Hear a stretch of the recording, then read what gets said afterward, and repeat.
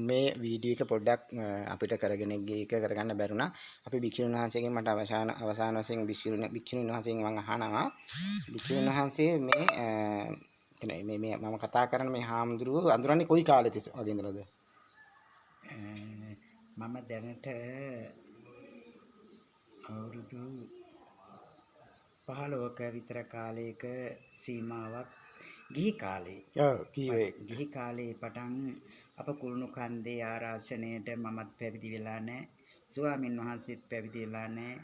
අපි ගිහි කාලේ හිටන් තමයි සම්බන්ධතාවය තියෙන්නේ. ඒ බණ භාවනා කරගෙන සිටියේ කුළුණු කන්දේ. ඊන් පසුව මේ ස්වාමින් වහන්සේ මාහට ඉස්සරින් පැවිදි වුණා. ඊන් පසුව මම 2016 පැවිදි වුණා. ඉතින් එයින් පසුව අපේ මේ ස්වාමින් වහන්සේත් මෙම ස්ථානයේ අපේ මේ ආරාමයට කිට්ටු අසල පන්සලක වැඩ සිටියා මාදරවත්ත කියලා. මේ ස්වාමින් වහන්සේගේ උපංගම මා දන්න හැටියට නම් මාතරේ ඉඳන් ඇවිදින් කුළුණ කන්දේ පැවිදිලා මාදරවත්ත කියන පන්සලේ තමයි වැඩ සිටියේ. ඊන් පසුව තමයි උන්වහන්සේ ආයේ නැවත උපසම්පදාව ලබාගෙන වෙනස් පන්සලකට වැඩම කරලා තමයි. ඒත් අපිව අමතක කරන්නේ මෙම ස්ථානයේ භාවනා වැඩසටහන් තිබ්බ මාසයකට සැරයක්. ඒ භාවනා වැඩසටහන් කරගෙන යන අතරේ තමයි අපේ මේ ස්වාමින් වහන්සේ දුර බැහැරකට වැඩම කළේ. ඒ දුර බැහැරකට වැඩම කළත් පින්වතුනි අපේ මේ ස්ථානයට අපේ මේ ස්වාමින් වහන්සේ වැඩම කරනවා. දැනුත් මේ වැඩ ඉන්නේ අපේ මේ විහාරස්ථානයේ. ඉතින් අපි ආරාධනා කරනවා අපේ මේ පින්වතුන්ටත් මෙම ස්ථානය දැක බලාගෙන වැඳ පුදා ගන්න එන්න කියලා.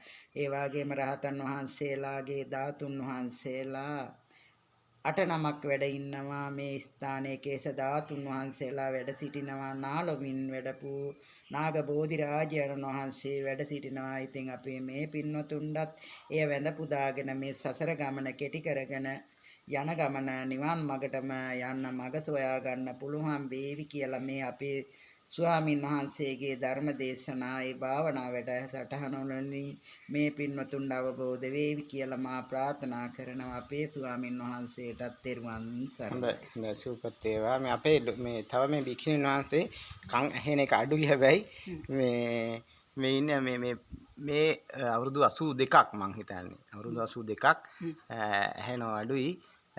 මේ භික්ෂුන් වහන්සේ තමයි මේ ස්ථානයේ මූලික කරගෙන බොහෝ කාලයක් කටයුතු කරේ.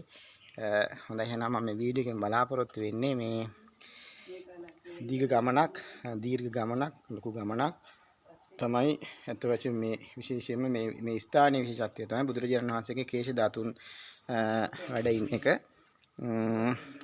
මේ බුදුරජාණන් වහන්සේගේ කේශ ධාතුන් මේ ශීර්ෂයේ තැන්පත් කරලා තියෙන්නේ. මේක විශේෂත්වය ඉතාමත්ම විශේෂ ස්ථානයක්. මේ කේශ ධාතුන් වහන්සේ ඇත්තටම ශීර්ෂයේ තැන්පත් කරලා මගේ මෑණියන් මෙන්න මේ බුදුන් වහන්සේ නිලන කටයුත්තර තමයි මම විසින් යම් දායකත්වයක් දරලා අද මනුෂ්‍ය ලෝකේ දෙවඟනක් වගේ ඉඳලා දැන් අද වෙනකොට පුතෙක් විදියට මේ මනුෂ්‍ය ලෝකේ දැනට උත්පත්ති ලැබලා තියෙන්නේ. හොඳයි එහෙනම් මේක විශේෂත්වය තමයි මේ සිළුමිණසෑය මම අහලා තියෙන විදියට ඒක ආකෘතියක් තමයි මේ අත වශයෙන් මේ බුදු පිළිමේ තුල තියෙන්නේ. හොඳයි එහෙනම් ඕනම කෙනෙකුට ඇවිල්ලා වන්දනා කරලා Tamanට කුසල් එක් රැස් කර ගන්න ඕන මේ ස්ථානයේ එහෙමනම් විශේෂයෙන්ම තියෙන ඉතින් බොහෝ අය මේකට පිළිගන්නේ නැහැ.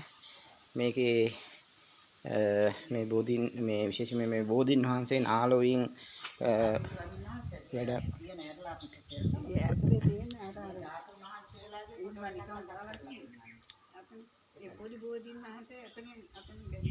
හොඳයි අපි බලමු දැන් මේ නාලුවින් වැඩම කරපු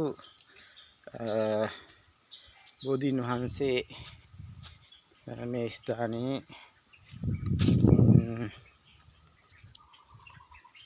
මේක හරි දුර්ලභ ගණයක් සිද්ධියක් අතරම මේක කෙනෙක් ලේසියෙන් පිළිගන්නේ නැහැ. මේ කලින් රෝපණය කරපු බෝධීන් වහන්සේ ඊට පස්සේ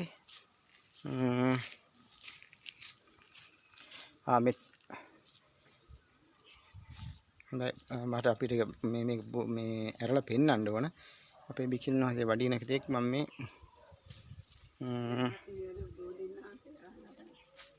ඒක මෙතනින් තමයි මේක ඇතුලේ බෝධීන් වහන්සේ කෙනෙක් මෙන්න මේ දොරටුවෙන් ඒ කියන්නේ ඔව් අනේ බෝධීන් වහන්සේ ඉතින් මේකෙන් හොඳයි දැන් අර පේන්නේ මම ඔය කියපු බෝධීන් වහන්සේ මම අපි ඒ බෝධීන් වහන්සේ පිළිබඳව තමයි අපේ භික්ෂුන් වහන්සේ දැන් කලින් පැහැදිලි කිරීමක් කරේ. හොඳයි එහෙනම් ඕනම කෙනෙකුට ඇවිල්ලා මේ ස්ථානයේ වැඳ පුදා ගන්න අවස්ථාව තියෙනවා.